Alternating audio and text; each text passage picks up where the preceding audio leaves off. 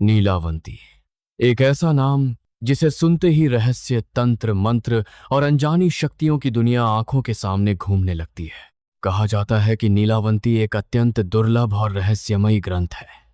लोक कथाओं के अनुसार यह ग्रंथ प्राचीन तांत्रिक और अघोरी विद्याओं का भंडार माना जाता है। कुछ लोगों का तो यह भी दावा है कि इस ग्रंथ की छपाई वर्षों पहले ही बंद कर दी गई थी, इसलिए इसकी मूल प्रतियां आज गिने चुने लोगों के पास ही मौजूद है। एक मान्यता यह भी है कि जो व्यक्ति इस ग्रंथ में लिखी किसी भी विद्या को पूरी निष्ठा से साधने का प्रयास करता है, उसके साथ केवल दो ही बातें होती हैं। या तो वह उस विद्या में पूर्ण सिद्धि प्राप्त कर लेता है, या फिर अपना मानसिक संतुलन खो बैठता है। कुछ कथाएं तो यहां तक कहती हैं कि इस साधना की कीमत अपने सबसे प्रिय लोगों को खोकर चुकानी पड़ती है, तभी वह विद्या सिद्ध होती है। लेकिन आखिर नीलावंती है क्या?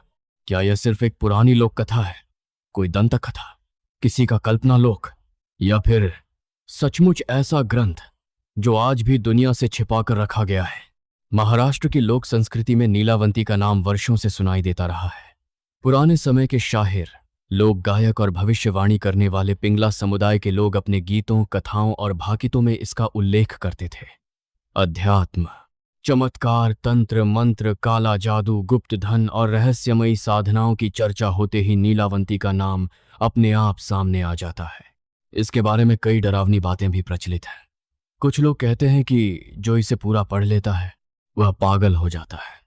कुछ का दावा है कि 6 महीने के भीतर उसकी मृत्यु हो जाती है, जबकि कुछ लोगों का विश्वास है कि वह अनजाने ही तांत्रिक शक्तियों की ओर खींचने लगता है। इन बातों का कोई ठोस प्रमाण आज तक नहीं मिला, लेकिन पीढ़ी दर पीढ़ी ये अफवाहें आज भी जिंदा है। नीलावंती से जुड़ी एक विचित्र कथा भी सुनाई जाती है। कहा जाता है कि एक स्त्री नदी किनारे कपड़े धो रही थी, तभी बहते हुए पानी में एक शव उसके पास आकर रुक गया। शव के कपड़ों में कई गांठें बंधी हुई थी। वह उन्हें खोलने लगी, लेकिन गांठें इतनी कसी हुई थीं कि हाथों से नहीं खुली। आखिरकार उसने दांतों से उन गांठों को काटने की कोशिश शुरू कर दी। उसी समय उसका पति वहां पहुंचा। दूर से यह दृश्य देखकर उसे लगा कि उसकी पत्नी किसी शव का मांस नोचकर खा रही है। बिना सच्चाई जाने उसने उसे छोड़ दिया और हमेशा के लिए वहां से चला गया।